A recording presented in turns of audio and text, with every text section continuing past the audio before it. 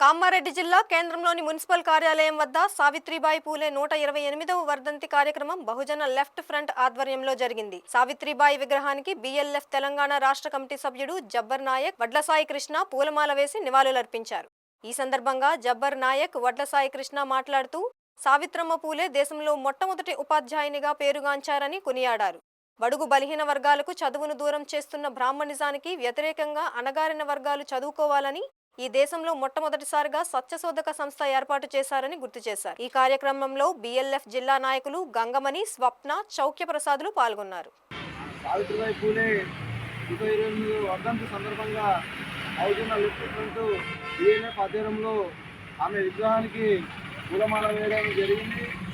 ఈరోజు ఆమె చదువులో తల్లి సావిత్రిబాయి పూలే 128వ వర్ధంతి తెలిసి కూడా ఇక్కడ కామారెడ్డికి జిల్లా కేంద్రంలో ఉన్నటువంటి మున్సిపల్ అధికారులు కానీ మిగతా ఏ అధికారులు కూడా స్పందించిన దాఖలాలు లేవు.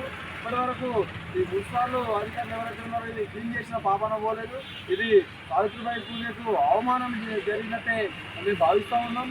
ఖచ్చితంగా దీనికి ఎవరైతే బాధ్యులు ఉన్నారో ఈ మున్సిపల్ అధికారుల పైన ఖచ్చితంగా చర్యలు తీసుకోవాలి. ఎందుకంటే ఒక చదువు నేర్పినటువంటి చదువులో తల్లికే ఇంత అవమానం జరుగుతుందంటే ఈరోజు దేశంలో, రాష్ట్రంలో ఎన్ని ఘోరాలు జరుగుతున్నాయో మనం చూస్తూ ఉన్నాం. కాబట్టి దీనికి బాధ్యులైన వారిపైన కఠినంగా చర్యలు తీసుకోవాలని చెప్పేసి ఆమె 128వ వర్ధంతి సందర్భంగా మేము బిఎల్ఎఫ్గా డిమాండ్ చేస్తూ ఉన్నాం. సావిత్రమ్మ పూలే 128వ వర్ధంతిని పురస్కరించుకొని బిఎల్ఎఫ్ బహుజన లెఫ్ట్ ఫ్రంట్ ఆధ్వర్యంలో ఆమె విగ్రహానికి పూలమాల వేసి నివాళులు అర్పించడం జరిగింది.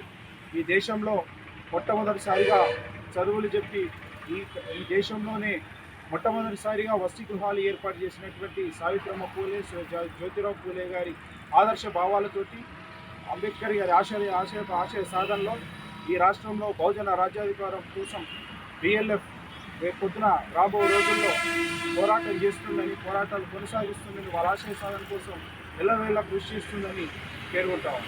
అలాగే ఈరోజు సావిత్రిబాయి పూలే గారి వర్ధంతి తెలిసి కూడా కామారెడ్డి మున్సిపల్ అధికారులు కావచ్చు, శానిటరీ అధికారులు కావచ్చు, ఎక్కడికక్కడ మున్సిపల్ దగ్గర ఉన్నటువంటి మహానుభావుల విగ్రహాలు శుభ్రం చేయకుండా అక్కడ అపరిశుభ్రమైనటువంటి వాతావరణం ఉన్నది.